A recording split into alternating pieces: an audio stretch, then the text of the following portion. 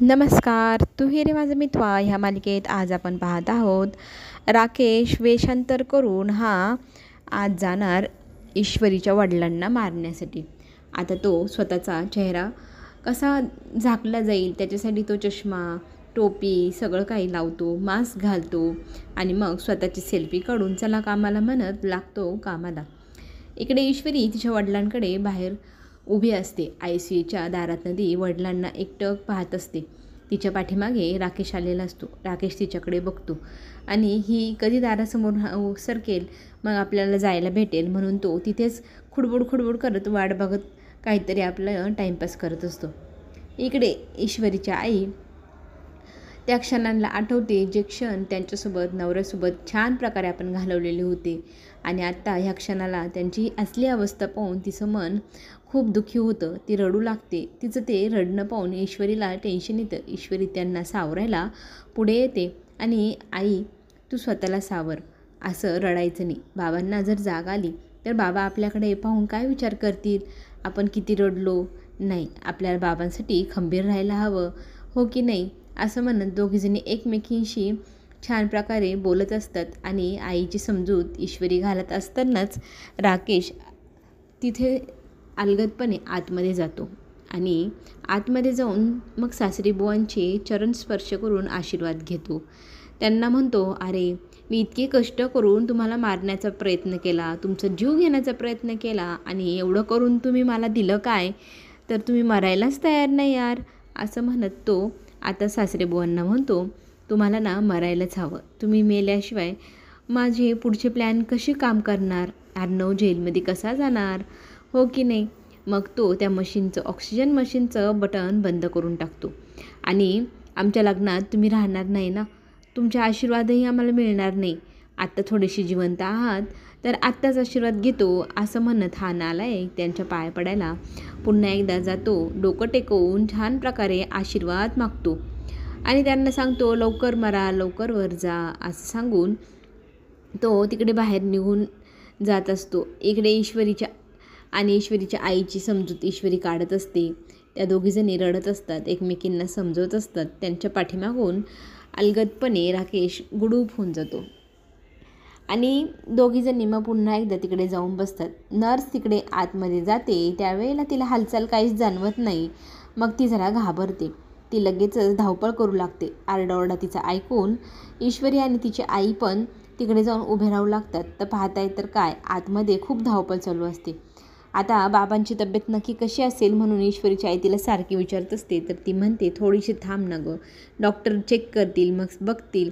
Doctor आतमध्ये जातात. Doctor घाईगडबडीने मशीनचे सगळे बटणं चेक करू लागतात.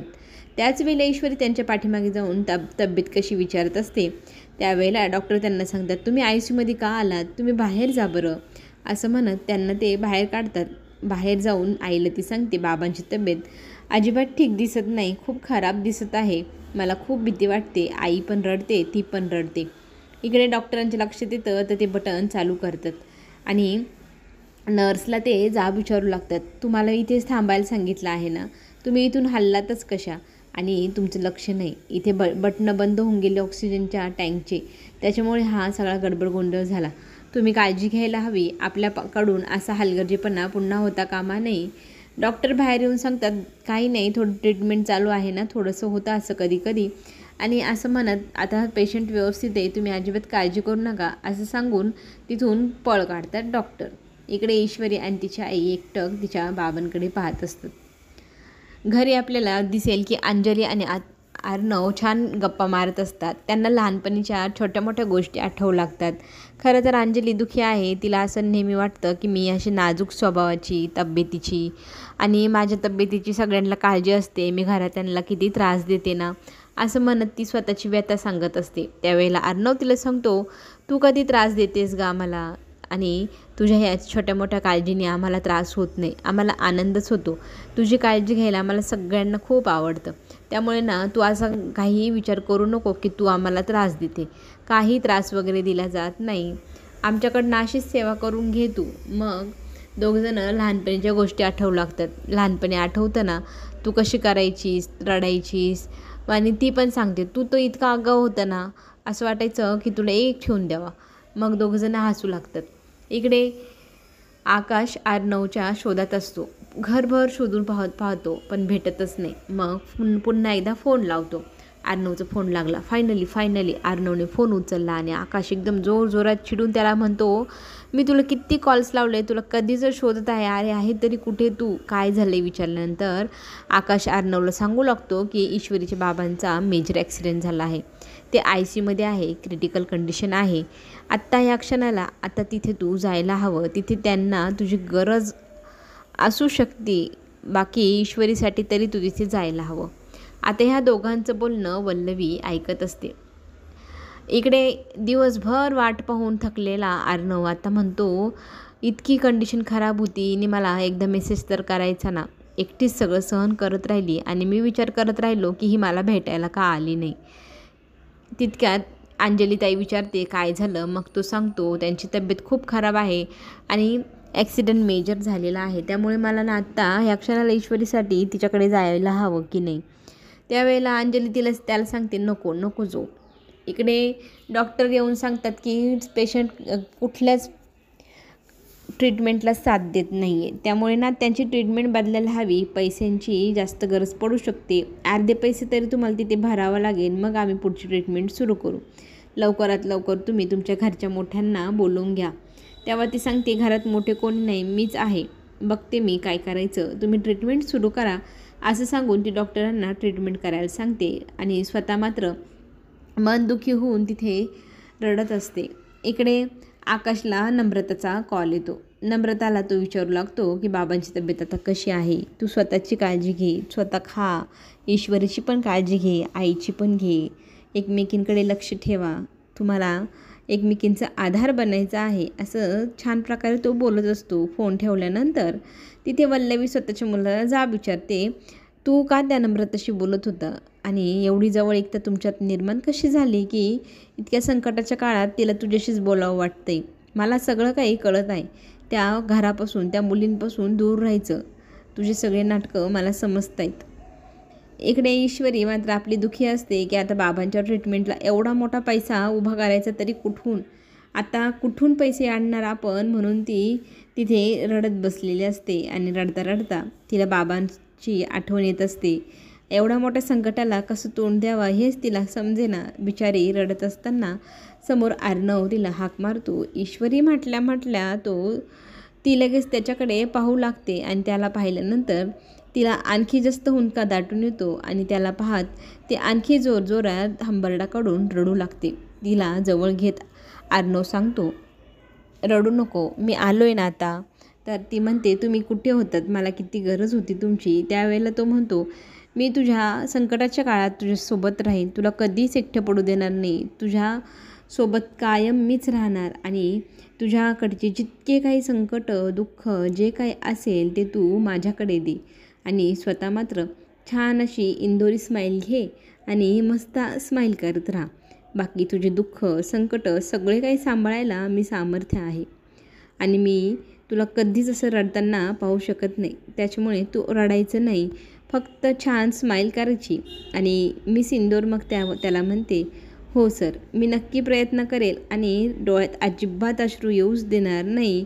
तुमच्यासाठी तरी मी हे सगळे अश्रू पुसून टाकेल आणि तुम्ही आहे म्हटल्यावर मला काही काळजी नाही. डोळे पुसताक्षणी समोर ती पाहू लागते तर हा आपला भास होता, अर्णव सर आलेच नाही. या गोष्टीने तिला आणखी जास्त रडायला येत असतं. स्वतःचे अश्रू पुसता रडता पाठीमागून नम्रता आणि जयू आत्या येते. तिला सांगू लागतात, तुम्ही दोघीजणी आता घरी जा, आता आम्ही दोघीजणी इथे दादाजवळ थांबतो. अगं वहिनीची पण तब्येत इथे राहिली ना आणखी जास्त खराब होईल. किती विचार करते ती, तिच्यासाठी तरी तू घरी जा. ईश्वरी तयार नसते घरी जायला, बाबांना सोडून मी नाही जाणार. तर ती म्हणते, अगं आम्ही पण आहोत ना, थोडासा धीर धरायला हवा. तुम्ही दोघीजणी थोडा वेळ घरी जाऊन या, तोपर्यंत आम्ही थांबतो. मग ईश्वरी तयार होते घरी जायला. इकडे अर्णवची घाई गडबड पाहता अंजली त्याला सांगत असते, तुझ्यामुळे त्या बाबांनी तुला जे काही केलं, त्यांच्या घरात जो वाद झाला, आपल्या घरात जो वाद झाला, त्या सगळ्या गोष्टी विसरायला वेळ लागेल. मला तरी वाटतं तू तिथे जाऊ नये. ह्या क्षणाला आणखी जास्त संकट तुझ्यावर तू ओढून घेशील, त्यापेक्षा तू इथेच राहा. अंजली हट्ट करत असते भावाला की अजिबात ईश्वरीला किंवा तिच्या वडिलांना भेटायला तिकडे जाऊ नको. ईश्वरीचा हट्ट असतो की तिला आता माझी गरज आहे, एक मित्र म्हणून मी तिला तिथे मॉरल सपोर्ट द्यायला हवा. पण अंजली स्पष्ट नकार देते, प्लीज जाऊ नको. त्या दोघांमध्ये चालत असलेला वाद इकडे राकेश घरात घुसताच ऐकत असतो. आणि मग अर्णवला अंजली म्हणते, तू एकटं नको जाऊ, मी वाटलं तर तुझ्यासोबत येते. एकटा जर गेला आणि काही संकट तुझ्यावर पुन्हा आली तर. पण तो म्हणतो, नाही, मला लवकर एकट्याने पटकन पळायला हवं, तू नको येऊ तिकडे हॉस्पिटलला. पण ती त्याच्या मागे पर्स घेऊन निघते. इकडे राकेशच्या डोक्यात नवीन युक्ती सुचते, जर हे दोघं जर पुन्हा भेटले एकमेकांच्या जास्त जवळ येतील. आता त्याने एक नवीन युक्ती काढली आहे, आजीचे कान भरायचे. इकडे पैशाची सोय कशी करायची म्हणून अंजली ईश्वरीच्या आईला काळजी पडलेली असते. आता काय करायचं, कुणाची मदत घ्यावी का, अर्णवची मदत घ्यायची का, असं म्हणत तिची आई तिला प्रश्न करते. ईश्वरी ह्या गोष्टीला आता काय बोलणार. इकडे राकेशने छान प्रकारे कान भरले आजीचे की अर्णवला हॉस्पिटलला जाऊ देऊ नका, मी वकील आहे, मला माहिती आहे, जर तू तिथे गेला तर त्याच्यावरती सगळी केस उलटेल, त्यानेच ॲक्सिडेंट घडवून आणला असा आरोपही त्याच्यावरती लागला जाईल. मग आजी म्हणते, बरं, अशी पण असतं ना, मी त्याला तिकडे जाऊच देणार नाही. ईश्वरीला भेटायला अर्णव घाई गडबडीत निघत असताना आजी हाक मारून त्याला थांबवते, त्याला शपथ घालते, जर तू ह्या उंबऱ्याच्या बाहेर पाऊल ठेवलास तर माझं मेलेलं तोंड पाशील. तू त्या ईश्वरीला भेटायला अजिबात जाणार नाही, तिच्या वडिलांच्या मदतीलाही तू अजिबात जायचं नाही, असा स्पष्टच आदेश आजीने दिला आहे. आता हा आदेश पाळणार का अर्णव? आणि पाळणार असेल आणि अंजली ईश्वरीला भेटायला जाणार नसेल तर मग काय करणार? पुढे येणाऱ्या संकटांना अर्णव कशी तोंड देणार, ईश्वरीची कशी मदत करणार आणि ईश्वरीपासून दूर जाणार का? या सगळ्या प्रश्नांची उत्तरं आपल्याला उद्या मिळतील. चला तर मग आपण पुन्हा भेटू. चॅनलला नक्की सबस्क्राईब करा. धन्यवाद.